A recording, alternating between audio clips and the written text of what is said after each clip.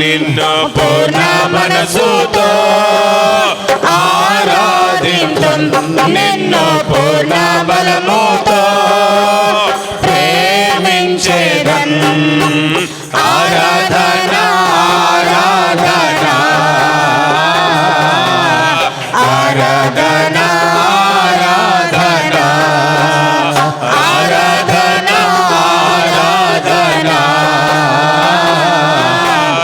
ఆరాధన ఆరాధన. యెహోవా రఫా, యెహోవా రఫా, స్వస్థపరచవే వందనమయ్యా. యెహోవా రఫా, యెహోవా రఫా, స్వస్థపరచవే వందనమయ్యా. నన్ను స్వస్థపరచవే వందనమయ్యా. నిన్ను పూర్ణ మనసుతో ఆరాధింతున్, నిన్ను పూర్ణ బలముతో ప్రేమించేదన్. నిన్ను పూర్ణ మనసుతో ఆరాధింతున్, నిన్ను పూర్ణ బలముతో ప్రేమించేదన్. ఆరాధన ఆరాధన ఆరాధన ఆరాధన ఆరాధన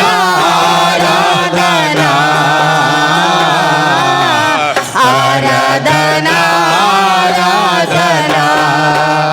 ప్రేమించేదన్ అధికముగా ఆరాధింతున్, ఆసక్తితో ప్రేమించేదన్ అధికముగా ఆరాధింతున్, ఆసక్తితో నిన్ను పూర్ణ మనసుతో ఆరాధింతున్, నిన్ను పూర్ణ బలముతో ప్రేమించేదన్. నిన్ను పూర్ణ మనసుతో ఆరాధింతున్, నిన్ను పూర్ణ బలముతో ప్రేమించేదన్. ఆరాధన ఆరాధన ఆరాధన ఆరాధన ఆరాధన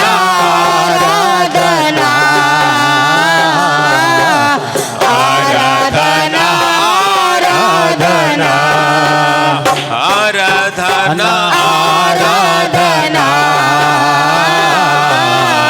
ఆరాధన ఆరాధన ఆరాధన ఆరాధన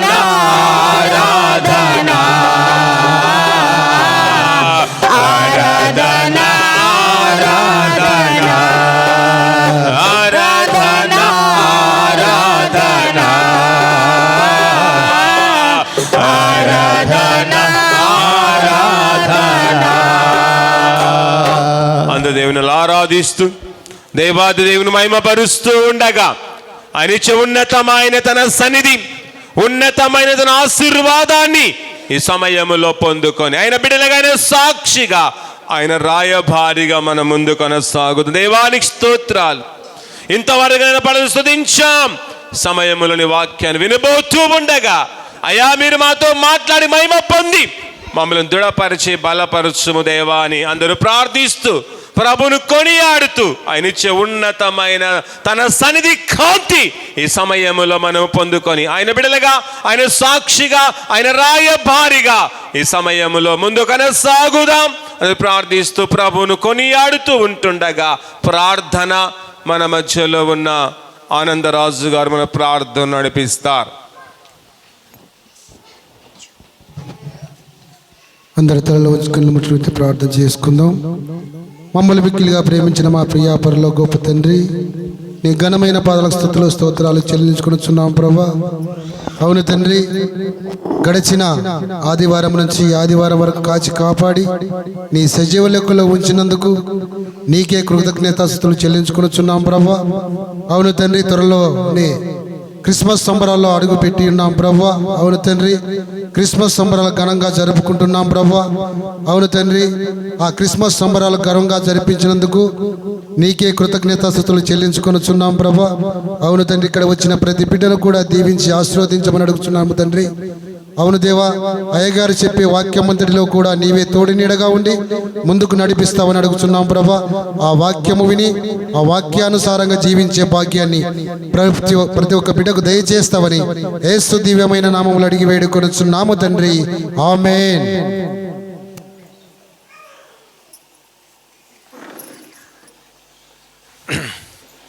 క్రీస్తునందు ప్రేమైన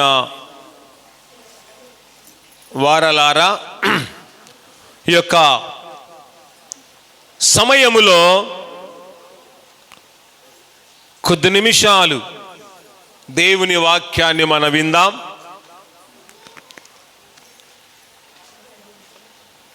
అంతకంటే ముందు ఈ యొక్క శ్రేష్టమైన సమయం, శ్రేష్టమైన జీవితం, శ్రేష్టమైనదని ప్రసాదించిన ఆ దేవాతి దేవునికి మొట్టమొదటిగా హృదయపూర్వకముగా శిరస్సు వంచి కృతజ్ఞతాస్తుతులు చెల్లిస్తూ ఉన్నాం. అలాగే ఓపికతో, విశ్వాసముతో, నిరీక్షణతో, ఆశాభావముతో ప్రభు సన్నిధిలో కూర్చున్న మీకందరికీ మన రక్షకుడైన మన పునరుత్థానుడైన యేసుక్రీస్తు నామమున మీకందరికీ శుభాభివందనాలు తెలియజేస్తూ ఉన్నాం. క్రీస్తునందు ప్రేమైన వారలారా, ఈ సమయములో అందరూ బాగున్నారా? ఓకే. కనుక దేవుడు మనందరినీ కూడా బాగుగా ఉంచి మనందరినీ కూడా తన సన్నిధిలో సజీవ లెక్కలో ఉంచాడు గనుక అందును బట్టి దేవునికి ఎంతగానో కృతజ్ఞతలు చెల్లిస్తూ గట్టిగా చప్పట్లు కొడుతూ ప్రభువును గట్టిగా అభినందించాలని ప్రభు నామమున తెలియచేస్తూ ఉన్నాం. ఓకే. క్రీస్తునందు ప్రేమైన వారలారా, దేవుని యొక్క మహాకృపను బట్టి మనమందరము కూడా ఏ దినాల్లో ప్రవేశించామండి?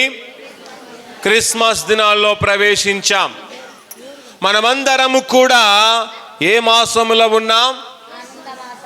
ఆనంద మాసములో ఉన్నాం. అందరు చెప్పాలి, ఏ మాసం అంట ఇది? ఆనంద మాసము. ఈ యొక్క మాసం సంతోషకరమైన మాసం. ఈ మాసం ఆనందకరమైన మాసము. కనుక ఆనందకరమైన మాసములో ఆనందకరమైన ఈ యొక్క క్రిస్మస్ దినాల్లో ఉన్నాము గనక అందును బట్టి నీ జీవితములో నా జీవితములో దేవునికి ఎంతగానో బహు ఎక్కువగా కృతజ్ఞతాస్తుతులు మనము చెల్లించాలని ప్రభునామమున తెలియచేస్తూ ఉన్నాం.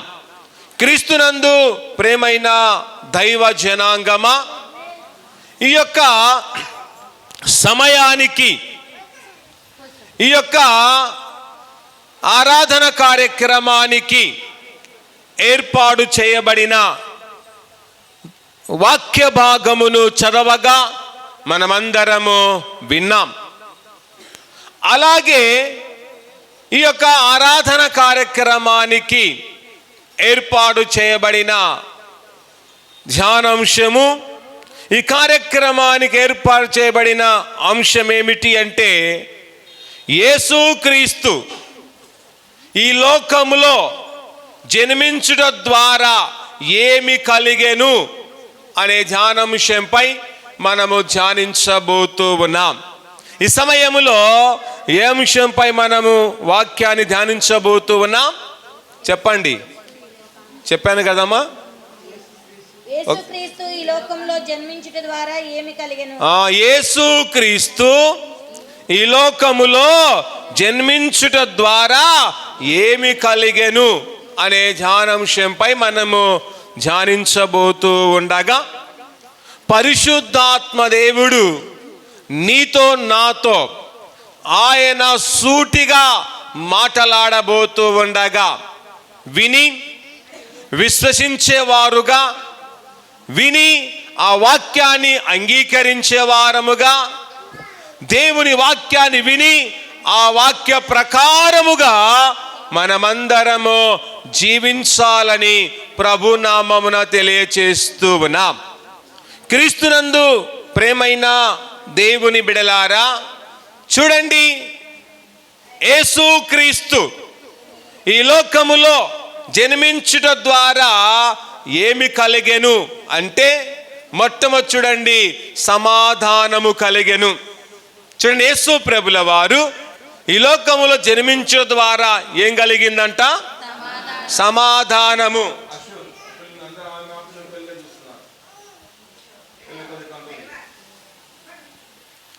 అమ్మ, వాక్యం వింటున్నప్పుడు పిల్లల వైపు కానీ ఆ వైపు కానీ చూడొద్దు. దయచేసి మీ పిల్లలను మీ యొక్క అదుపులో ఉంచుకోవాలి. తల్లిదండ్రులైన వారు దయచేసి పిల్లలు అటు ఇటు తిరుగుతుంటే పిల్లల వైపు చూస్తారు కానీ వాక్యం వైపు ఎవరు కూడా చూడరు. కనుక పిల్లలు తిరుగుతుంటారు. పిల్లల గురించి మనము ఎక్కువ వారి మీద దృష్టి పెట్టకుండా, దేవుని సన్నిధిలో ఉన్నప్పుడైనా, వాక్యము చెప్పబడుతున్నప్పుడైనా దేవుని వాక్యం పైన మీరు దృష్టి నిలిపి దేవుని యొక్క వాక్యాన్ని శ్రద్ధగా వినాలని ప్రభునామమున తెలియచేస్తూ ఉన్నాం. క్రీస్తునందు ప్రేమైన దేవుని బిడలారా, చూడండి, యేసు ప్రభుల వారు ఈ లోకములో జన్మించుట ద్వారా మొట్టమొదటి ఏం కలిగిందంట? సమాధానము కలిగెను. యేసయ్య ఎప్పుడైతే ఈ లోకములో ఆయన జన్మించాడో, యేసయ్య ఈ లోకములో ఎప్పుడైతే ఉద్భవించాడో సమాధానము కలిగెను అని లేఖనములో మనము చూస్తూ ఉన్నాం. యేసయ్య ఈ లోకంలో జన్మించడం ద్వారా చూడండి, ఎవరికి సమాధానము కలిగెను అనేది విషయం చూస్తే, ఆయనకి ఇష్టలైన మనుషులకు సమాధానము కలిగినట్లు మనం చూస్తూ ఉన్నాం. ఎవరికి సమాధానం కలిగిందంట? ఆయనకిష్టులైన మనుషులకు సమాధానము కలిగెను. కనుక ఈ లోకములో జీవిస్తున్న మనం ఆయనిచ్చే సమాధానమును మనము పొందుకోవాలి అంటే మనమందరము ఆయన ఇష్టలుగా మనము జీవించాలి.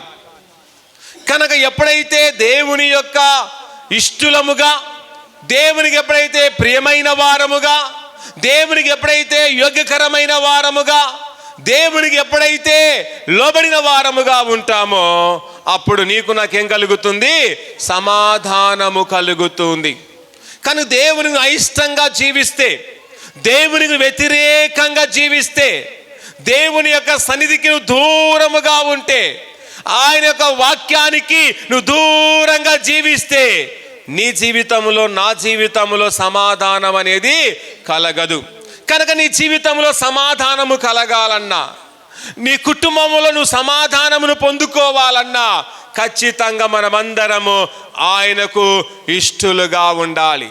యేసు ప్రభుల వారి లోకములో జన్మించడం ద్వారా, ఈ లోకములోనికి ఆయన రావడము ద్వారా ఆయనకి ఇష్టలైన మనుషులకు భూమి మీద సమాధానము కలిగినట్లు లేఖనములోనే మనము చూస్తూ ఉన్నాం. అందుకే ఆ చదవబడిన వాక్య భాగములో చూస్తే ఆ యొక్క వచన భావములో మనము గమనించినట్లయితే చూడండి, అక్కడ దేవునికి మహిమ కలిగినట్లు మనం చూస్తూ ఉన్నాం. అక్కడ ఏం కలిగిందంట? దేవునికి మహిమ కలిగింది. తర్వాత ఆయనకిష్టులైన మనుష్యులకు ఏం కలిగిందంట? సమాధానము కలిగనని లేఖనములో చూస్తున్నాం. కనుక యేసు ప్రభుల వారు ఈ లోకములో ఉద్భవించడం ద్వారా దేవుని యొక్క దూతలు దేవుని ఎంతగానో స్తుతించినట్లు, దేవునికి ఎంతగానో స్తోత్రము చేసినట్లు వాక్య భాగములో మనం చూస్తూ ఉన్నాం. అందుకే ఒక వాక్య భాగం చదవండి. సర్వోన్నతమైన స్థలములలో దేవునికి మహిమయు. చూడండి, సర్వోన్నతమైన స్థలములలో దేవునికి ఏం కలుగుతుందంట? మహిమ కలుగుతూ ఉంది. కనుక సర్వోన్నతమైన స్థలములలో దేవునికి మహిమ కలుగుతూ ఉండగా మనమందరము కూడా దేవునికి మహిమ చెల్లించే వారముగా ఉండాలి. మన జీవితములో దేవునికి ఘనత చెల్లించే వారముగా ఉండాలి. కానీ మన జీవితంలో దేవునికి మహిమ చెల్లించలేకపోతున్నాం, దేవునికి ఘనత చెల్లించలేకపోతూ ఉన్నాం. కనుక మనము గణపరుచుకుంటున్నాం, మనకిష్టమైన వారిని గణపరుస్తూ ఉన్నాం, మనకిష్టమైన వారిని హెచ్చిస్తూ ఉన్నాం, మనకిష్టమైన వారిని పొగుడుతున్నాము. కానీ దేవుని మనము మహిమపరచలేక, దేవుని ఘనపరచలేని స్థితిలో నీవుంటే ఈ క్రిస్మస్ దినాల్లోనైనా దేవుని మహిమపరచడం, దేవుని ఘనపరచడము ఎంతో అవసరమై ఉన్నదని మనమందరము గుర్తెరగాలి. తర్వాత అంటాడు, ఆయనకిష్టులైన మనుషులకు భూమి మీద సమాధానము కలుగునుగాక. ఎవరికి సమాధానం అంట? తనకిష్టులైన మనుషులకు భూమి మీద సమాధానము కలిగింది. ఎప్పుడు? యేసు ప్రభుల వారు ఈ లోకములో ఉద్భవించినప్పుడు తనకిష్టమైన వారికి, తనకు ప్రియమైన వారికి, తనకు అనుకూలంగా జీవించే వారందరికీ సమాధానము కలిగిన విధానాన్ని, సమాధానము కలిగిన సందర్భాన్ని, సమాధానము కలిగిన ఆ యొక్క విధి విధానాన్ని ఈ యొక్క వాక్య భాగములో మనము చూస్తూ ఉన్నాం. తర్వాత అంటున్నాడు, సమాధానం కలుగునుగాక అని దేవునికి స్తోత్రము చేయించు వండాను. కనుక దేవుని యొక్క దూతలు ఏం చేస్తున్నాయంటండి? దేవునికి స్తోత్రము చేస్తూ ఉన్నాయి. కనుక ఈ క్రిస్మస్ దినాల్లో ఉన్న మనం దేవునికి స్తోత్రము చేసే వారముగా ఉండాలి, దేవునికి మనము గానము చేసే వారముగా ఉండాలి, దేవుని మనము మహిమపరిచే మహిమాన్వితమైన బిడలుగా ఈ లోకములో మనం ఉండాలని ప్రభు నామమున తెలియచేస్తూ ఉన్నాం. కనుక యేసయ్య ఈ లోకములో ఉద్భవించడం మన జీవితానికి ధన్యత. యేసయ్య ఈ లోకంలోనికి రావడం మన జీవితానికి ఎంతో మేలును సమకూర్చింది. యేసయ్య ఈ లోకములో జన్మించడం ద్వారా మనకు గొప్ప సమాధానము కలిగింది. యేసయ్య గారి ఈ లోకంలో జన్మించకపోయి ఉంటే ఈ లోకమంతా కూడా అసమాధానముతో నిండి ఉన్నది. యేసయ్య ఈ లోకానికి రావడం బట్టి ఈ లోకంలో అసమాధానాన్ని తొలగించాడు, ఆ శాంతిని తొలగించి ఈ లోకమంతటిని కూడా తన శాంతితో నింపి ఉన్నాడు. గనక ఆయన ఇచ్చే గొప్ప శాంతి, ఆయన ఇచ్చే గొప్ప ఆనందాన్ని, ఆయన ఇచ్చే గొప్ప ఆధిక్యతను, ఆయన ఇచ్చే గొప్ప ప్రేమను మనము పొందుకొని ప్రేమామితుడైన యేసయ్యను మనము అత్తుకొని ఈ లోకములో మనము బ్రతుకువారముగా ఉండాలి. తర్వాత రెండో విషయం చూడండి, యేసుక్రీస్తు లోకములో జన్మించడం ద్వారా ఏమి కలిగెను అంటే రక్షణ కలిగెను. చూడండి, యేసు ప్రభుల వారు ఈ లోకములోనికి రావడం బట్టి ఏం కలిగిందంట? రక్షణ కలిగింది. చూడండి, రక్షణ అనేది మనకెంతో అవసరమై ఉన్నది.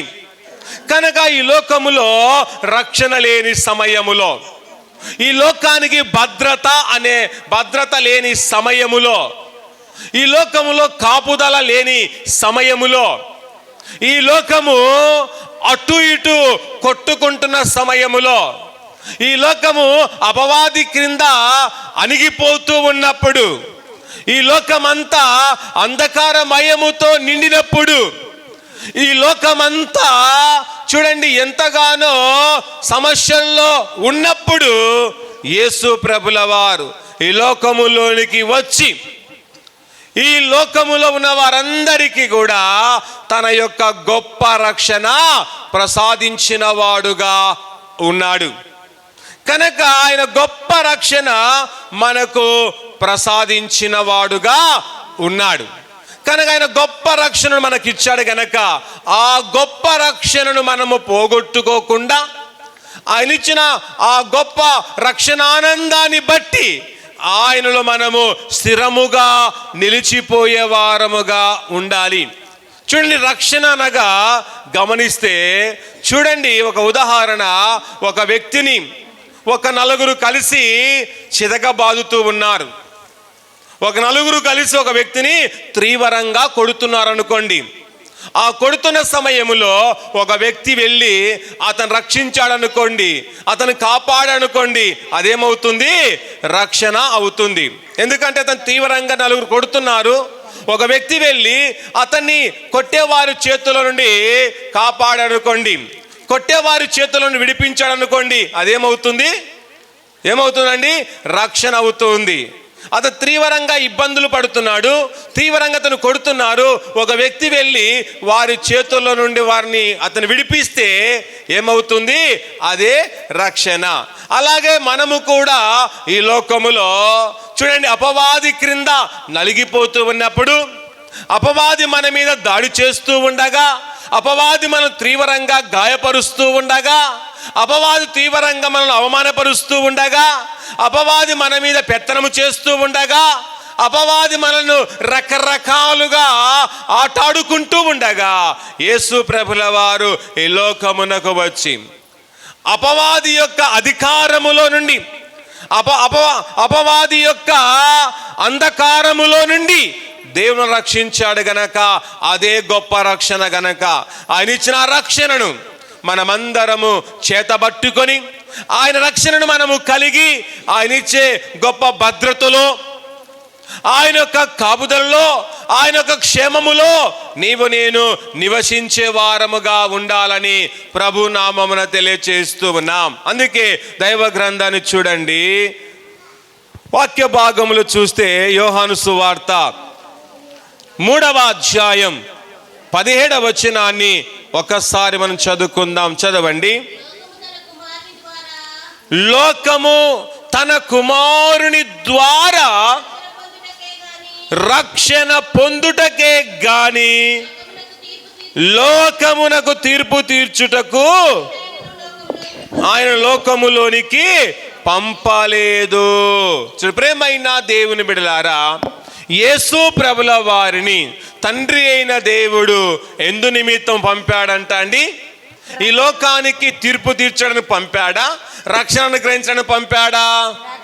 రక్షణను అనుగ్రహించడానికి మాత్రమే తన కుమారుని లోకానికి పంపాడు గాని తీర్పు తీర్చుటకు మాత్రము పంపలేదు అనే మాట అక్కడ మనము బహుస్పష్టముగా చూస్తూ ఉన్నాం. అందుకే మరొకసారి ఆ యొక్క వాక్య భాగం చదవండి.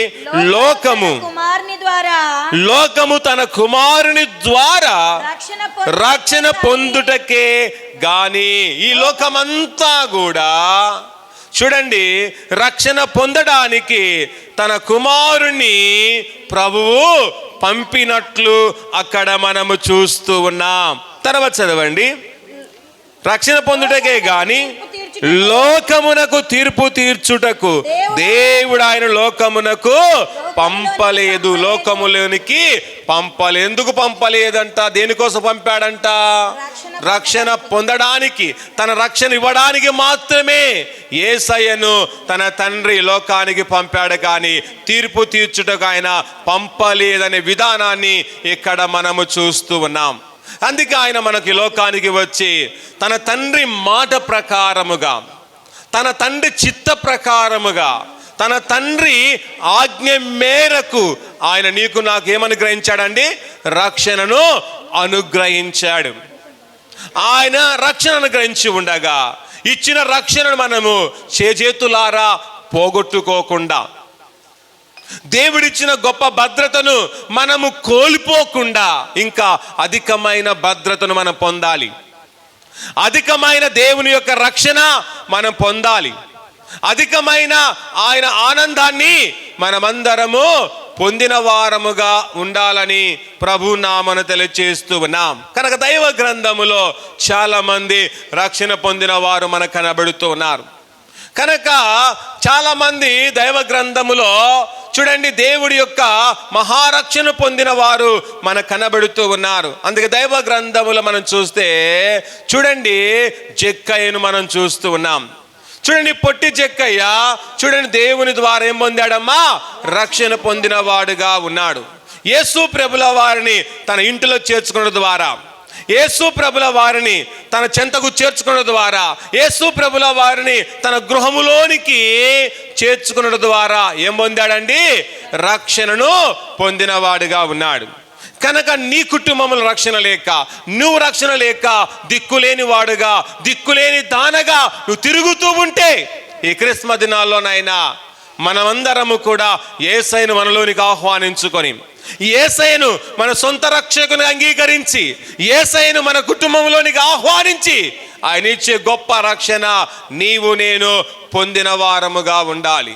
రక్షణ లేని కుటుంబం చిన్న భిన్నముగా ఉంటుంది. రక్షణ లేని బ్రతుకు చెదిరిపోయిన బ్రతుకుగా ఉంటుంది. రక్షణ లేని జీవితం చినిగిపోయిన ఇచ్చరాకుతో సమానమే. రక్షణ లేని జీవితం తెగిపోయిన గాలిపటముతో సమానమని జ్ఞాపకం చేసుకొని దేవుని యొక్క గొప్ప రక్షణ ఈ దినాల్లో మనం అందరము పొందుకొని మనము ఆయన రక్షణలో ఉండాలి. మన కుటుంబము కూడా ఆయన రక్షణలో ఉంటే మనము సజావుగా లోకములో ఉంటాం. ఆయన రక్షణ మన మీద ఉంటే మనము చాలా సంతోషకరంగా ఉంటాం. ఆయన రక్షణ మనము కలిగి ఉంటే మన కుటుంబము ఎంతగానో వేయంతల ఆనందముతో నింపబడుతుంది. నమ్మి ఆయన గొప్ప రక్షణను మనము కలిగిన దైవ బిడలముగా ఉండాలని ప్రభు నామమున తెలియజేస్తూ ఉన్నాం. తర్వాత మరొకరు కూడా దేవుని యొక్క రక్షణ పొందిన వారు దైవ గ్రంథములో మనకు కనబడుతూ ఉన్నారు. కనుక చూడండి జక్కయ్య గురించి మనం చూసాం. కనుక చూడండి లూకా సువార్త 18వ అధ్యాయం మొదటి నుంచి చూస్తే అక్కడ మనం చూస్తున్నాం. మీరు ఇంటికి వెళ్ళి ఒకవేళ చదువుకోవచ్చు. తర్వాత ఇంకొకరు కూడా దేవుని యొక్క రక్షణ పొందిన వారుగా ఉన్నారు. ఎవరు అంటే మరియ మార్తలు మనం చూస్తూ ఉన్నాం. కనుక మరియ మార్తలు కూడా యేసు ప్రభుల వారిని తమ ఇంటిలోనికి ఆహ్వానించడం ద్వారా, యేసు ప్రభుల వారిని తన ఇంటిలోనికి చేర్చుకోవడం ద్వారా వారు దేవుని యొక్క రక్షణ పొందారు, దేవుని యొక్క భద్రతను పొందారు, దేవుని యొక్క ఆశీర్వాదమును పొందిన వారుగా ఉన్నారు. కనుక మరియ మార్తలు ఎలాగైతే యేసయ్యను తన ఇంటిలోనికి తమ జీవితంలోనికి ఆహ్వానించుకొని దేవుని యొక్క ఆశీర్వాదం, దేవుని యొక్క భద్రత, దేవుడిచ్చే సంతోషం, దేవుడిచ్చే గొప్ప రక్షణ వారు పొందిన వారుగా ఉన్నారు. కనుక ప్రియ సంగమా, ప్రియ దేవుని బిడలారా, మన జీవితాల్లో ఇలాంటి క్రిస్మస్ దినాలు ఎన్నో గడిచిపోతూ ఉన్నాయి. కానీ రక్షణ లేని వారుగానే, ఆశీర్వాదం లేని వారుగా మిగిలిపోతూ ఉన్నాం. ఆశీర్వాదం లేని జీవితం ఎండిన చెట్టు లాంటి జీవితమే. ఆశీర్వాదం లేని జీవితం ఎండిన చెట్టు ఎలాగైతే మోడుబారిన చెట్టుగా కనబడుతుందో, దేవుని యొక్క ఆశీర్వాదం లేకపోతే మన జీవితము కూడా అలాగే ఉంటుంది. కనుక దేవుని ఆశీర్వాదం ఉంటే మనము ఫలమిచ్చే చెట్టులాగా ఉంటాం. దేవుని ఆశీర్వాదం మన మీద ఉంటే మనం ఫలభరితమైన వారుగా ఉంటామని గుర్తెరిగి దేవుని యొక్క ఆశీర్వాదము మనము పొందిన వారుగా ఉండాలి. కనుక మరియ మార్తలు ఎలాగైతే దేవుని ఆశీర్వాదం పొందిన ప్రియ కుటుంబముగా ఉందో, ఒక క్రైస్తవ కుటుంబముగా ఉందో, ఒక ఆదర్శ కుటుంబముగా ఉంటుందో, సంఘములో మనము కూడా దేవుని ఆశీర్వాదము పొంది దేవుని యొక్క ఆ గొప్ప రక్షణ పొందుకొని ఈ లోకములో మనము ఆదర్శ కుటుంబముగా, మాదిరికరమైన కుటుంబముగా, ధన్యకరమైన కుటుంబాలుగా మనమందరము కలిగి జీవించాలని ప్రభు నామమున మీకు తెలియజేస్తూ ఉన్నాం. అందుకే చూడండి లూకా సువార్త వాక్య భాగములో మనం చూస్తే లూకా సువార్త 10వ అధ్యాయము 38వ వచనం చూస్తే అక్కడ మనకు మరియ మార్తలు మనకు బహుస్పష్టముగా కనబడుతూ ఉన్నారు. తర్వాత మరొకరు కూడా దేవుని యొక్క రక్షణ పొందిన వారుగా ఉన్నారు. ఆమె మాత్రమే కాదు, ఆమె కుటుంబం అంతా కూడా దేవుని యొక్క రక్షణ, దేవుని యొక్క కాపుదల పొందిన వారు దైవ గ్రంథములో కనబడుతూ ఉన్నారు. చూడండి, మనం లూదియాను మనం చూస్తూ ఉన్నాం. లూదియా దైవజనుడైన పౌలు వాక్యము చెప్పుచూ ఉండగా ఆయన వాక్యము వినుట ద్వారా ఆమె హృదయం ఏమైందండి? తెరవబడినది. ఆమె హృదయం తెరవబడడం ద్వారా, ఆమె దేవుని వాక్యమందు లక్ష్యముంచడం ద్వారా ఆమె ఇంటి వారందరూ ఏమయ్యారంట? రక్షింపబడ్డారు. ఆమె ఇంటి వారందరూ కూడా రక్షింపబడిన వారుగా కనబడుతూ ఉన్నారు. కనుక మనము కూడా లుదియ కుటుంబం లాగా రక్షింపబడాలి అంటే దేవుని వాక్యం వినాలి. దేవుని వాక్యాన్ని విని మనం విడిచిపెట్టడం కాదు, కానీ ఆ వాక్యం వింటున్నప్పుడు మన హృదయము తెరవబడాలి. కానీ మన హృదయం తెరవబడడం లేదు. మన హృదయం చాలా కఠినమైన హృదయముగా మారిపోతూ ఉంది. మన హృదయం ఒకవేళ రాత్రి హృదయంగా ఉంటే నీ రాత్రి హృదయము దేవుడు తొలగిస్తూ ఉన్నాడు. ఇష్టమైన దేవునికి మాంస హృదయాన్ని ఇస్తూ ఉండగా మనమందరం కూడా ఆ మాంస హృదయాన్ని మనం కలిగి దేవుని వాక్యం వింటూ దేవుని వాక్య ప్రకారంగా జీవిస్తూ దేవుడిచ్చే గొప్ప రక్షణ మనమందరము పొందాలి. కనుక క్రిస్మస్ దినాల్లో యేసు ప్రభుల వారి లోకానికి రావడం బట్టి నీకు నాకు గొప్ప రక్షణ కలిగింది. ఈ ముగ్గురు వ్యక్తులు, ఈ మూడు కుటుంబాలు ఎలాగైతే దేవుని రక్షణ పొందినారో అలాగే మన జీవితంలో ఆ రక్షణ పొందుకొని దేవుడిచ్చే మహా సంతోషాన్ని కలిగి యేసు కొరకు ఎదురు చూచు, యేసు యొక్క విధము కొరకు ఎదురు చూస్తూ, ఆయన యొక్క తత్వం కొరకు ఎదురు చూస్తూ మన విశ్వాస బ్రతుకును, మన క్రైస్తవ బ్రతుకును మనము కొనసాగించాలని ప్రభు నామమున తెలియచేస్తూ ఉన్నాం. తర్వాత మూడవ విషయం చూడండి. యేసుక్రీస్తు ఈ లోకములో జన్మించడం ద్వారా ఏమి కలిగెను అంటే పాప విమోచన కలిగెను. యేసయ్య ఈ లోకములో జన్మించడం ద్వారా ఏం కలిగిందంటమ్మా? పాప విమోచన కలిగింది. మన పాపములు ఎవరు కూడా తొలగించేవారు లేరు. మన పాపముల నుండి విమోచించేవారు ఎవరు కూడా లేరు. మన పాపములను తొలగించేవారు ఎవరైనా ఉన్నారా ఈ లోకములు అంటే ఎవరు కూడా లేరు. యేసయ్య ఈ లోకానికి రాకముందు ఈ లోకమంతా కూడా పాపముతో నింపబడింది. ఈ లోకమంతా పాపముతో కప్పబడి ఉంది. కనుక ఈ లోకమంతా పాపాధికారము క్రింద ఉండగా యేసయ్య ఈ లోకానికి వచ్చి ఈ లోకంలో పాపానంతటిని కూడా ఆయన ఏం చేశాడంటే ప్రాలదూలినట్టుగా చూస్తున్నాం. ఈ లోకంలో పాపం అంతటిని దేవుడు కడిగి వేసినట్లు చూస్తున్నాం. ఈ లోకంలో పాపం అంతటి తొలగించి ఈ లోకమంతటిని పరిశుద్ధంగా మార్చాడు. ఈ లోక ప్రజలందరినీ కూడా ఆయన పరిశుద్ధులుగా మార్చిన వాడుగా ఉన్నాడు. అలాంటి దేవుని మనం కలిగి ఉండడం, అలాంటి దేవుని ఆరాధించడం మనం ఎంత ధన్యులమో, ఎంత భాగ్యులమో ఒకసారి ఆలోచించుకొని జీవించాలి. కనుక ప్రతి మానవునిలో ఆలోచన ఎంతో అవసరమై ఉన్నది. ఏ పని చేసినా మనం ఆలోచన చేయాలి.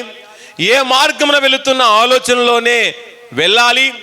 నువ్వే ప్రదేశంలో ఉన్న మంచి ఆలోచనలతోనే ఉండాలి, కానీ చెడు ఆలోచనలతో మనము ఉండకూడదు. కనుక నీ జీవితంలో ఎప్పుడు కూడా చెడు ఆలోచనలు నీలో ఉంటే ఆ ఆలోచనలన్నిటినీ ఈ దినాన తొలగించుకోవాలి. ఈ దినాలు చాలా పవిత్రమైన దినాలు కనుక ఈ దినాల్లో నీవు పవిత్రంగా ఉండాలి, నీ ఆలోచనలు పవిత్రంగా ఉండాలి, నీ చూపు పవిత్రంగా ఉండాలి. అప్పుడే దేవుడిచ్చే మహా సంతోషాన్ని పొందుకుంటావు. నీలో అపవిత్రత దాగి ఉంటే, నీ చూపులో అపవిత్రత దాగి ఉంటే, నీ నడవడికలో అపవిత్రత దాగి ఉంటే, నీ పడకలో అపవిత్రత దాగి ఉంటే దేవుని యొక్క ఆశీర్వాదం మన దరిదాపుల్లోనికి రాదు. కనుక ప్రియ సంగమా, ప్రియ నేస్తమా, నేను నేర్చుకోవాలి మంచి విధమును నేర్చుకొని. కనుక దేవాతి దేవుని ద్వారా మనమందరము పాప విమోచన పొందిన వారుగా ఉన్నాం. యేసయ్య లోకములోనికి రాకపోయి ఉంటే మనము పాపములోనే మగ్గిపోయేవారం, పాపములోనే మరణించేవారం, పాపములోనే మనమందరము సమాధి అయిపోయేవారం. కానీ ఆయన లోకానికి వచ్చి మనందరినీ కూడా ఈ పాపములో నుండి విమోచించి మనందరినీ కూడా ఆయన పరిశుద్ధులుగా మార్చిన వాడుగా ఉన్నాడని మనమందరము ఎరిగిన వారముగా ఉండాలి. చూడండి వాక్య భాగంలో చూస్తే, చూడండి హెబ్రీయులకు రాసిన పత్రిక 2వ అధ్యాయము 14వ వచనాన్ని ఒకసారి మనం చదువుకుందాం. హెబ్రీయులకు రాసిన పత్రిక 2వ అధ్యాయం 14వ వచనం. కాబట్టి ఆ పిల్లలు రక్త మాంసము గలవారైనందున ఆ ప్రకారమే మరణము యొక్క బలము గలవారిని అనగా అపవాదిని మరణము ద్వారా నశింపజేయుటకు, చూడండి, అపవాదిని మరణము ద్వారా నశింపజేయుటకు యేసు ప్రభుల వారు ఈ లోకమునకు రావడము జరిగింది. తర్వాత చదవండి, జీవిత కాలమంతయు మరణ భయము చేత దాస్యమునకు లోబడిన వారిని, దాస్యమనగా పాపమునకు లోబడిన వారిని, పాపమునకు లొంగిపోయిన వారిని, పాపము చేత కట్టబడిన వారిని, పాపము చేత బిగింపబడిన వారిని యేసు ప్రభుల వారు విడిపించుటకు ఎలా ఈ లోకానికి వచ్చాడు, ఈ లోకం ఎలా జన్మించాడంట, చదవండి అక్కడ. విడిపించుటకు ఆయన కూడా రక్త మాంసములలో పాలివాడాయను. ఆయన మనందరినీ పాపముల నుండి విడిపించడానికి, పాపములో నుండి విమోచించడానికి, దాస్యములో నుండి మనందరికీ సంపూర్ణమైన విడుదల ప్రసాదించడానికి యేసు ప్రభుల వారు, చూడండి, ఆయన రక్త మాంసములలో పాలివాడైనట్లు చూస్తున్నాం. అందుకని లోకానికి రావడం బట్టి నీకు నాకు పాప విమోచన కలిగేననేది సత్యము. ఆయన ద్వారా మనకు క్షమాపణ కలిగిందనేది ఎంతో గొప్ప సాక్ష్యంగా మనం ఎంచుకొని నీవు నేను ఆయన ద్వారా పాప క్షమాపణ పొంది ఉన్నాం. అందును బట్టి ఆయనకు మనం ఎంతగానో కృతజ్ఞులుగా జీవిస్తూ ఆయన ఎదుట మనమందరము గొప్ప సాక్షిగా మనము నిలిచేవారముగా ఉండాలి. చూడండి, ఈ సమయములో ఒక యథార్థమైన ఒక సంఘటన, యథార్థమైన ఒక సాక్ష్యాన్ని సమయములో మనం జ్ఞాపకం చేసుకుందాం. స్వామి వివేకానంద మనకు తెలుసు. వివేకానంద స్వామి గురించి అందరికీ తెలుసు. ఆయనని యేసు ప్రభుల వారి గురించి గొప్ప సాక్ష్యం ఇచ్చాడంట. ఏమని సాక్ష్యం ఇచ్చాడంటే, యేసు ప్రభుల వారు జన్మించిన కాలములో నేనుగాన ఇజ్రాయేలు దేశములో జన్మించి ఉంటే, పాలిస్తీనా దేశంలో నేను జన్మించి ఉంటే ఏమన్నాడని తెలుసా, నా గుండె లోతుల్లో ప్రవహించే ఆ రక్తమును తీసి ఆయన పాదములో నేను కడిగేవాడనని సాక్ష్యం ఇచ్చాడంట. చూడండి, వివేకానంద స్వామి ఏమని సాక్ష్యం ఇచ్చాడంట, పాలిస్తీనా దేశములో యేసు ప్రభుల వారు జన్మించిన సమయంలో నేను జన్మించి ఉంటే నా గుండె లోతుల్లో ప్రవహించే ఆ రక్తాన్ని బయటికి తీసి యేసు పాదములో నేను కడిగేవాడనని సాక్ష్యం ఇచ్చాడంట. ఎంత గొప్ప సాక్ష్యమో ఒకసారి మనం ఆలోచించుకొని మనము కూడా అలాంటి సాక్ష్యం ఇవ్వలేకపోతున్న క్రైస్తవులమే. ఆయన క్రైస్తవుడు కాకపోయినా యేసుక్రీస్తుని గురించి అంత గొప్ప సాక్ష్యం ఇచ్చాడు. కానీ క్రైస్తవులమైన మనము క్రైస్తవులుగా ఉంటున్నాం. మన ముత్తాతలు క్రైస్తవులుగా ఉంటున్నారు. కొన్ని ఏళ్ళ నుండి క్రైస్తవులుగా ఉంటున్నాం. కొన్ని ఏళ్ళ నుండి వాక్యాన్ని వింటున్నాం. కొన్ని ఏళ్ళ నుండి ప్రార్థిస్తూనే ఉన్నాం. కొన్ని ఏళ్ళ నుండి చర్చికి వస్తూనే ఉన్నాం. కొన్ని సంవత్సరాల నుండి ప్రభువుని గురించి వింటూ ఉన్నాం. కానీ సరైన సాక్ష్యం ఇవ్వలేని స్థితిలో మనం ఉంటున్నాం. అందుకే యేసుక్రీస్తుని గురించిన గొప్ప సాక్ష్యం ఇచ్చి నీవు నేను ఆయన గొప్ప సాక్షిగా నిలిచేవారముగా ఉండాలని ప్రభు నామమున తెలియచేస్తూ ఉన్నాం. కనుక ఆయన నీ కొరకు నా కొరకు పని మీద వచ్చాడు. యేసయ్య లోకానికి పని లేక రాలేదు, కానీ నీ మీద నా మీద ప్రేమ కలిగి ఆయనకు తన తండ్రి అప్పగించిన పని నిమిత్తమై ఈ లోకానికి వచ్చి యేసయ్య ఆ పనిని సంపూర్ణంగా నెరవేర్చిన వాడిగా ఉన్నాడు. తండ్రి మాట మేరకు తండ్రి అప్పగించిన పని నిమిత్తమై యేసయ్య లోకానికి వచ్చి ఆ పనిని ముగించిన వాడిగా ఉన్నాడు యేసయ్య. కనుక దేవుడు మనకి ఏ పనిని అప్పగించినప్పుడు, ఏ బాధ్యతను అప్పగించినప్పుడు ఆ పనిని మనం సక్రమముగా చేయాలి. కానీ ఆ పని చేయలేక ఆ పనిలో మనము అశ్రద్ధ చూపేవారుగా ఉంటున్నాం. దేవుడు అప్పగించిన పనిని నిర్లక్ష్యం చేస్తున్నాం. దేవుడు అప్పగించిన బాధ్యత సరిగా నెరవేర్చలేని అవివేకులుగాను, అవిధేయులుగాను సోమరులుగా మనము మిగిలిపోతున్నాం. అందుకే మనలో ఉన్న సోమరితనం, ఆ మనలో ఉన్న అవిధేయతనాన్ని తొలగించుకొని ఈ క్రిస్మస్ దినాల్లో దేవుడు ఏదైనా సరే మనకు అప్పగిస్తే, కనుక దేవుడు మనకి ఏమైనా అవకాశం ఇస్తే అవకాశాన్ని మనం ఉపయోగించుకొని దేవునిలో మనము చక్కగా పనిచేస్తూ పరిభారము కలిగి ముందుకు వెళ్ళి నిజమైన క్రైస్తవునిగా, నిజమైన దేవుని బిడగా ఈ లోకములో నిలవాలని ప్రభునామమున తెలియచేస్తూ ఉన్నాం. తర్వాత చూడండి, యేసుక్రీస్తు ఈ లోకములో జన్మించడం ద్వారా 4 చూడండి, మన నీతిమంతులుగా తీర్చెను. యేసయ్య ఈ లోకానికి రావడం బట్టి మనమందరం ఎలా మార్చబడ్డామంటామా? నీతిమంతులుగా మార్చబడ్డాం. కనుక యేసయ్య ఈ లోకానికి ఒకవేళ రాకపోయి ఉంటే మనమందరము అవినీతిమంతులుగా జీవించేవారమే, అవినీతిమంతులుగా బ్రతికే వారమే. కానీ ఆయన రాక వలన నీవు నేను నీతిమంతులుగా మార్చబడ్డాం, నీతి గల వారముగా మార్చబడ్డాం. నీతి లేని జనంగా ఉన్న మనం, నీతి లేనిగా బ్రతుకుతూ జీవిస్తున్న మనలను యేసయ్య వచ్చి మనందరినీ కూడా నీతిమంతులుగా మార్చిన విధానాన్ని ఒకసారి మనము ఆలోచించే వారముగా ఉండాలి. చూడండి, రోమీలకు రాసిన పత్రిక 3వ అధ్యాయము 24వ వచనాన్ని ఒకసారి మనం చదువుకుందాం. చదవండి.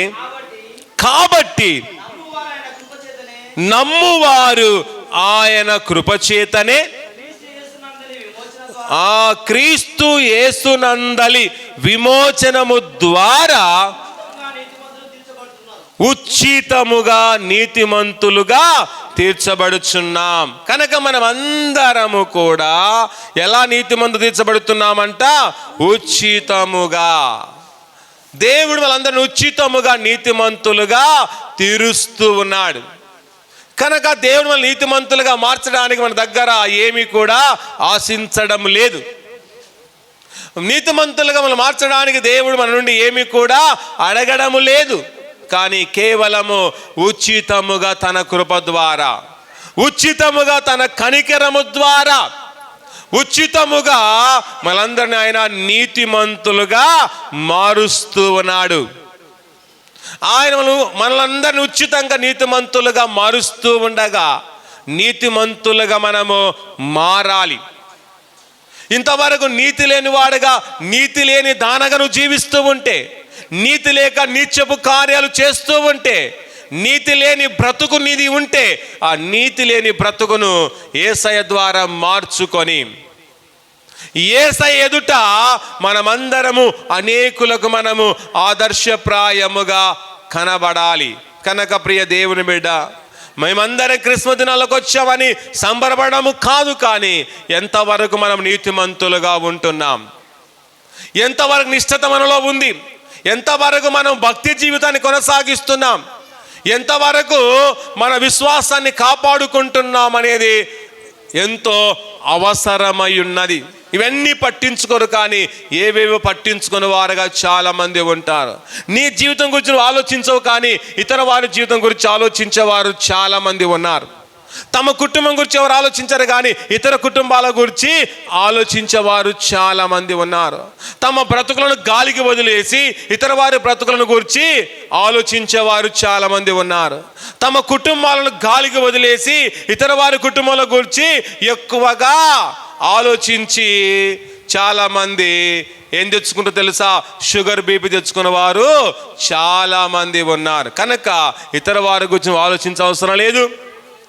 అలాగే నిన్ను గురించి నువ్వే ఆలోచించుకోవాలి, నీ కుటుంబం గురించి నువ్వే ఆలోచించుకోవాలి, నీ కుటుంబ క్షేమం కొరకు ప్రయత్నించాలి. కానీ నీ కుటుంబము వదిలిపెట్టి ఇతర కుటుంబాల గురించి ఆలోచించడం నీకంతా అవసరము లేదు, అంతా నీకు పని లేదని జ్ఞాపకం చేసుకొని ఖచ్చితముగా మన గురించి మనం ఆలోచించుకొని ప్రభు ఎదుట నీతిమంతులుగా మనము కనబడాలి.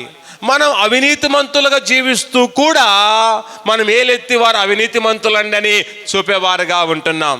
మనం పాపం చేస్తూ ఉంటాం, కానీ పాపం చేసే వారి వైపు వేలెత్తి చూపేవారముగా ఉంటాం. మనమే అబద్ధాలు ఆడుతుంటాం, ఎవరైనా అబద్ధాలు ఆడితే వారు అబద్ధాలు ఆడుతున్నారని ఎత్తు చూపేవారుగా ఉంటున్నాం. ఎవరైనా తప్పుడు మార్గంలో వెళుతున్నారంటే వేలెత్తి చూస్తాం, కానీ మన తప్పు మార్గం మాత్రము సరి చేసుకోం.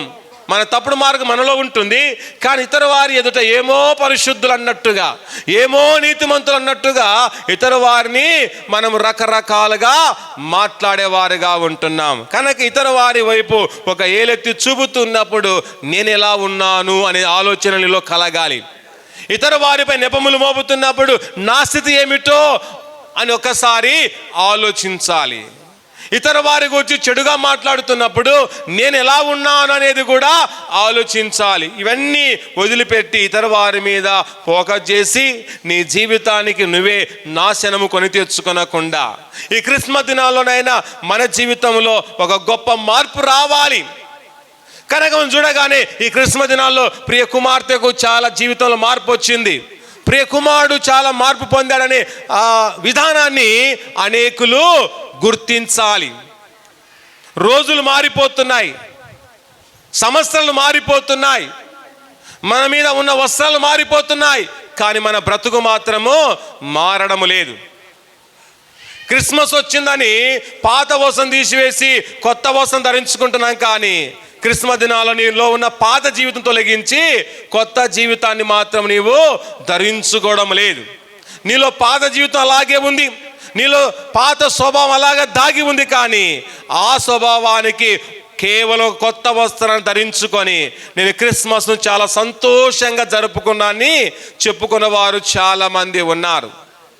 కానీ నువ్వు సంతోషంగా క్రిస్మస్ జరుపుకోవాలంటే నీలో ఉన్న పాత జీవితం, నీలో ఉన్న పాత హృదయాన్ని మార్చుకొని క్రిస్మస్ జరుపుకుంటే అదే ఎంతగానో ఆనందకరమైన క్రిస్మస్ అని ఎంచుకొని యేసయ్య నీ మీద నా మీద ప్రేమను కనపరిచి పాపములో మగ్గిపోకూడదని, పాపములోనే చచ్చిపోకూడదని, పాపములోనే మరణము కాకూడదని ఉద్దేశముతో లోకానికి వచ్చి మనందరినీ కూడా నీతిమంతులుగా మార్చాడు.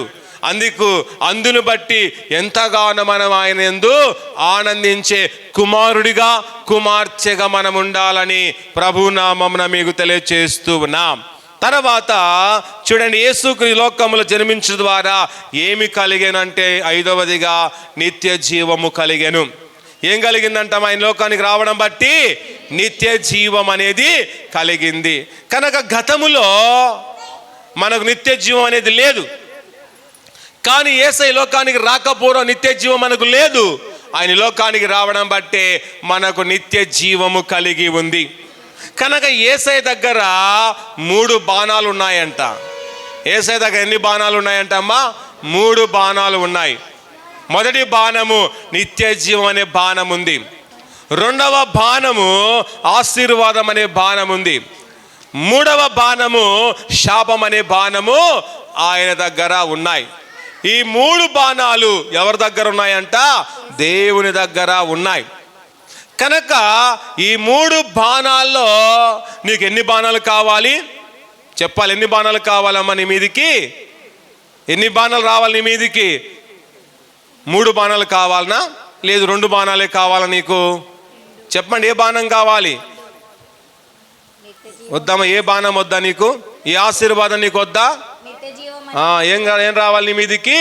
2 బాణాలు రావాలి. ఏ బాణము? నిత్య జీవం అనే బాణము మనకు కావాలి. ఆశీర్వాద బాణము మనకు కావాలి. శాపం అనే బాణం మనకు కావాలా? వద్దు. కనుక పిల్లలు చాలా చక్కగా చెప్తున్నారు, కానీ ఎగురున్న వారు అవునంటే అవునంటారు, కాదంటే కాదన్నట్టుగా తలలు ఊపకుండా ఇటా ఇటు ఊపువారుగా ఉంటారు. నోరెత్తి మాత్రం ఒక మాట చెప్పం. చెప్తే ఏమవుతుందో అని, చెప్తే ఏం జరుగుతుందో అని చాలామంది మౌనంగా ఉండిపోతూ ఉంటారు. ఏది అడిగినప్పుడు దానికి సమాధానం చెప్పడము నేర్చుకోవాలి. నేను నోరిప్పితే ఏమైనా భూకంపం వస్తుంది కానీ నోరిప్పుకుంటున్నారమ్మా? నోరిప్పిన భూకంపము రాదు. నేను నోరిప్పితే ఏదైనా జరుగుతుందో అనుకుంటున్నారా? ఏమీ జరగదు. కనుక నోరిప్పడం దేవుని సన్నిధిలో నేర్చుకుని వారముగా ఉండాలి. కనుక దేవుని దగ్గర ఉన్న బాణాలు 3 బాణాలు ఉన్నాయి. ఆ బాణాల్లో నిత్య జీవం అనే బాణం మనకు అవసరం. దేవా, ఆ బాణాన్ని నాకు అనుగ్రహించని అడిగితే దేవుడు నీకు ఆ బాణాన్ని ఇస్తున్నాడు. ఆశీర్వాదం అనే బాణం కూడా దేవుని దగ్గర ఉంది. ఆ బాణం అడిగితే దేవుడు మీ మీదకి జరున తన బాణాన్ని వదలడానికి సిద్ధముగా ఉన్నాడు. కానీ ఆయనకు గాన వ్యతిరేకంగా జీవించావనుకో, ఆయనకు అనుకూలంగా జీవించకపోయావనుకో, మూడవ బాణం నీ మీదకి వస్తూ ఉంది. ఏ బాణం అది? శాపం అనే బాణం నీ మీద వస్తుంది. ఆ బాణం నీ మీద గాన వేయబడితే నువ్వేమైపోతావో మట్టి పాలవుతావు, నువ్వు నాశనం అవుతావని జ్ఞాపకం చేసుకొని, శాపం అనే బాణం మన మీదకి రాకముందే ఆశీర్వాద బాణాన్ని పొందుకుందాం. నిత్య జీవం అనే బాణాన్ని పొందుకొని దేవుడిచ్చే నిత్య జీవాన్ని మనము కలిగిన దైవ జనాంగముగా మనం ఉండాలి. అందుకే దైవ గ్రంథములు చూడండి, యోహాను సువార్త 3వ అధ్యాయము 16వ వచనాన్ని మనం చదువుకుందాం. చదవండి. ఇది మాత్రం చెప్తాం, ఎందుకంటే అందరూ తెలిసిన వాక్యం కాబట్టి వాక్యం తీయకముందే చెప్తాం. మిగతా వాక్యాలు మాత్రం మనకు రావు, మిగతా వాక్యాలు మాత్రము రావు.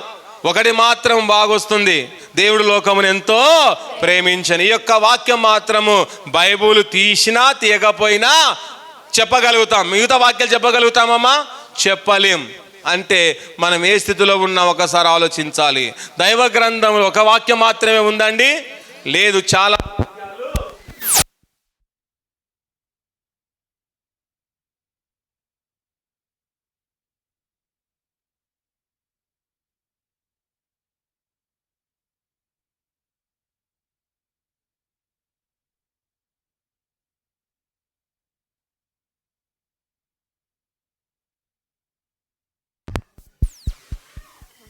దైవవాక్యములో ఉన్న వాక్యాలన్నిటినీ మనం చదవలేకపోతున్నాం, కంఠస్థం చేయలేకపోతున్నాం. కొన్ని మాత్రమే కంఠస్థం చేసి మనము టకటక చెప్పేవారముగా ఉంటున్నాం. మంచిదే, ఇంకా ఎక్కువగా వాక్యం చదవాలి, ఇంకా ఎక్కువగా కంఠస్థం చేయాలి, ఇంకా ఎక్కువగా దేవుని గూర్చిన మాటలు వినువారముగా ఉండాలి. అందుకే చూడండి, దేవుడు లోకమును ఎంతో ప్రేమించెను. ఎంత అండి? ఎంతో అనే మాట చూసి, ఎంత అంట? ఇంతనా ఇంతనా ఇంతనా? ఎంతో, చెప్పలేనంతగా, ఎవరు కూడా వర్ణించలేనంతగా దేవుడు ఏం చేశాడంట? లోకమును ప్రేమించిన వాడుగా ఉన్నాడు. దేవుని ప్రేమ ఏ ప్రేమ తెలుసా? అగాపే ప్రేమ. అగా ప్రేమకు అర్థం ఏంటంటే అది అంతులేని ప్రేమ. అగాపే ప్రేమ అనగా చెప్పాలమ్మ, ఏ ప్రేమ అంటే అది అంతులేని ప్రేమ.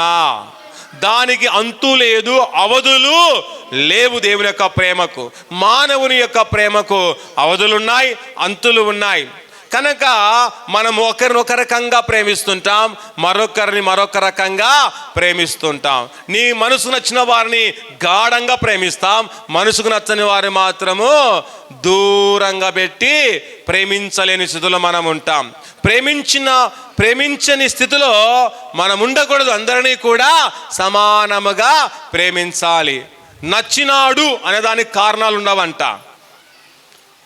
ఒక వ్యక్తి మనకు నచ్చాడు అంటే దానికి కారణము ఉండదు. నచ్చలేదనుకో, దానికి ఎన్నో కారణాలు ఉంటాయి. ఇది వాస్తవమా కాదండి? వాస్తవం. నచ్చాడు అంటే, నచ్చినది అంటే దానికి ఏ కారణాలు ఉండవు. నచ్చలేదనుకోండి, ఎన్నో కారణాలు చెప్తాం, ఎన్నో సాకులు చెప్తాం, ఎన్నో నిందలు వేస్తాం, ఎన్నో అవమానాలు కూడా నచ్చని వ్యక్తి మీదికి తీసుకుని వచ్చేవారు చాలా మంది ఉన్నారు. కనుక నీకు నచ్చకపోయినంత మాత్రాన అందరికి నచ్చరన్నది కాదు. నీకు నచ్చకపోతే పక్కన వారికి ఎవరికొకరికి అందరూ నచ్చి ఉంటారు. కనుక మనలోనే ఇలాంటి తారతమ్యాలు ఉంటాయి, కానీ దేవునిలో మాత్రము ఎలాంటి తారతమ్యము లేదు. అందరూ కూడా ఆయనకు నచ్చిన వారే, అందరూ కూడా ఆయనకు ఇష్టమైన వారే అని జ్ఞాపకం చేసుకోవాలి. కనుక మనుషులకు దేవునికి ఉన్న తేడా చాలా తేడా ఉంది.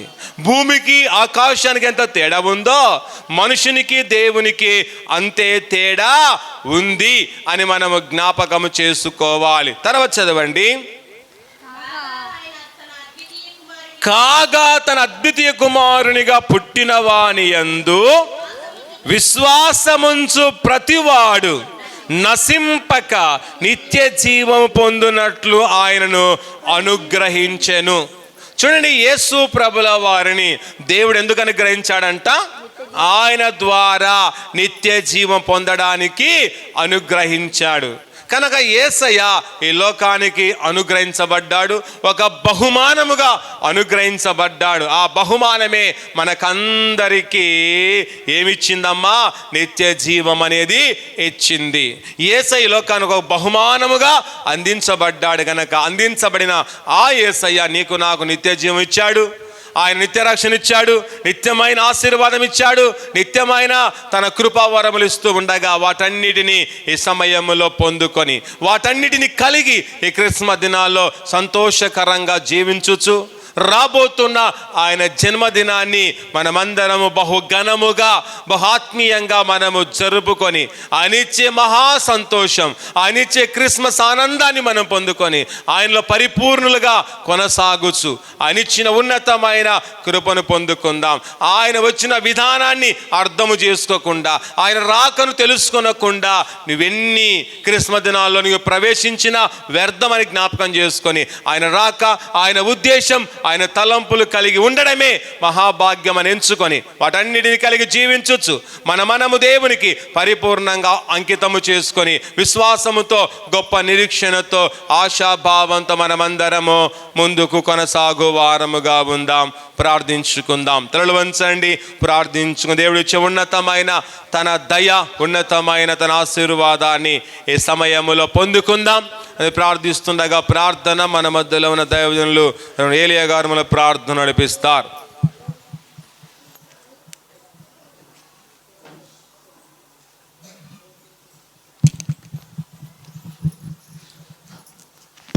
అందరము ఏకీభవించి దైవజనులు చెప్పిన మాట ఆయన చెప్పే మాట కాదు, నేను చెప్పే మాట కాదు, ప్రభు చెప్పిన మాటను మనం విని నిజమైన క్రిస్మస్ ఏది, ఎవరిని ఆహ్వానిస్తుంటున్నావు, నీ జీవితం ఏమై ఉండి నీవు క్రిస్మస్ చేస్తున్నావో, నిజమైన యేసు క్రీస్తు లోకానికి రక్షకుడుగా వచ్చినటువంటి దేవుని ప్రభువుని నీవు అంగీకరించినప్పుడే, ఆయన నీ ఇంటిలో నీ హృదయములో ఆహ్వానించినప్పుడే నిజమైన క్రిస్మస్ అని దైవజనులు చెప్పినటువంటి వాక్కును మనలో ఫలించే విధముగా మనము ప్రార్థన చేసుకుందాం. మిక్కిలిగా మా ప్రియ పరలోకపు తండ్రి, మీకు స్తుతులు స్తోత్రములు చెల్లిస్తుంటున్నా. దయగలిగిన తండ్రి, జీవము కలిగిన ప్రభువా, మీకు స్తుతులు స్తోత్రములు చెల్లిస్తుంటున్నా. ప్రభా, సృష్టించిన సృష్టికర్తవైన తండ్రి, జీవము కలిగిన దేవా, మీకు స్తోత్రములు చెల్లిస్తుంటున్నా. ఈ భూమి ఆకాశము శూన్యముగా ఉన్నప్పుడు నీకు నివసించున్న స్థలము జీవజలములు జలములపై అల్లాడుచున్న ఆత్మచేత నీవు శూన్యముగా ఉన్నటువంటి సృష్టిని సృష్టించి సృష్టికర్తవుగా ఈ లోకమునకు వచ్చి ఈ భూమి పైన సృష్టి యావత్తు అంతటిలో స్థలము యందు నీకు నివసించడానికి స్థలము లేకపోయినప్పటికీ రక్షకుడుగా, సంరక్షకుడుగా, సహకారివిగా సమీపమునవై ఉన్నటువంటి నీకు సర్వోన్నతమైన స్థలములో తనకిష్టులైన వారికి మరి అని సమాధానము కలుగునని నీ లోకమునకు జన్మించిన స్థలము నీకు ఇయ్యలేక నేను త్రోసివేసిన వారై ఉండగా, త్రోసివేసిన వారి వలన స్థలము ఇవ్వలేని వాడికి స్థలము కాదని నైనా జలముల పైన అల్లాడుచున్న ఆత్మయందును నివసించే స్థలము లేకపోయిన ఎడల యందును ఈ సృష్టి యావత్ అంతటిలో నీ స్వరక్తముతో రక్షకుడుగా వచ్చి, సంరక్షకుడుగా వచ్చి, సహాకారివిగా సమీపడవై ఉండి సర్వోన్నతమైన స్థలము మా యొక్క నీవు సృష్టించిన సృష్టి హృదయ ఆంతర్యములో ఆత్మను ఊది నీ హృదయ అంతరములో నా ఆత్మనే నా నివాసము అని సెలవిచ్చావు. ఆ నివాస స్థలమునకు నీ శరీరమును కార్చి నైనా నీ రక్తమునే నా పరలోకపు తండ్రి పంపించిన జీవ ప్రాణమై ఉన్నదని సెలవిచ్చుంటున్నావు. అవును తండ్రి, నమ్మి బాప్తిసం పొందినవాడు రక్షింపబడును, నమ్మని వానికి శిక్ష విధించబడునని వీరు సెలవిచ్చావు. అలాగ పొంది అలాగ నా యొక్క శరీరము పరిశుద్ధ శరీరం అని ఎంచి పరలోకం నుంచి వచ్చిన జీవాహారం అని వెరిగి పరలోకం నుంచి వచ్చిన ప్రాణము రక్తమని ఎంచి నీవు మాకు నీకు మేము నిత్యము మహిమ కలుగునట్లుగా జీవించాలంటే జీవితమును మీరు ఇచ్చారు. అట్టి జీవితములు పొందలేక ఉంటున్నారు. అయా నీ దైవశీలుడు ప్రభుదాసయ్య గారు, అయా నీకు స్తోత్రములు చెల్లిస్తుంటున్నాను. మా యొక్క కుల సమాజమును ఫీల్డ్ నైనా అస్పస్రెంటే గారు నీ కుమారుణ్ణి మీ సిలువ సాటును మరుగుపరుచుకొని ఇలాగున అమూల్యమైనటువంటి వర్తమానములు ప్రవచనములు వెల్లడిపరిచిన ఆత్మలు ఈ లోకమునకు నైనా విత్తనములు అనగా నీ వాక్యం ఎత్తి సల్లి నీ శిష్యులకు వెల్లడపరిచావు. అవును తండ్రి, అలా శిశువులమై ఇలాగున మేము బోధించటానికి మమ్మల్ని వెరిగి ఉన్నావు. వల వేసినట్లు సముద్రములో వల వేసినట్లుగా మమ్మల్ని వల వేసుకొని తీసుకున్నావు. సముద్రములో గాలం వేసినట్లుగా మా నోటికి గాలం వేసుకుని లాగావు. అలాగనే ప్రభువా, వీరే కాక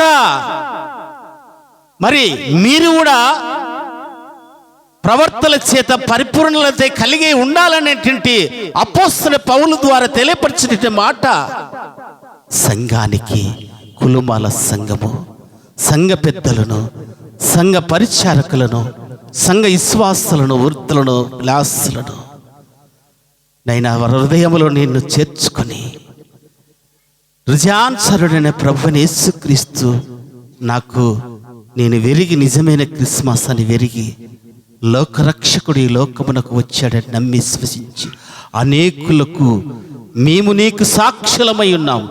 బ్రతుకుట నీ అందే, సావైతే లాభమైనటువంటి నీవు అపోస్తలుడైన పౌలు పలికిన మాట, నీ వెల్లడపరిచిన మాటను అది మాలో ఉంచావు. ఈ సంఘానికి కూడా నైనా బ్రతుకుట క్రీస్తే, సావైతే లాభమనే నిరీక్షణ ఆత్మలకు అనుగ్రహించి కృప చూపించమని ముందున్నటువంటి ఆరాధన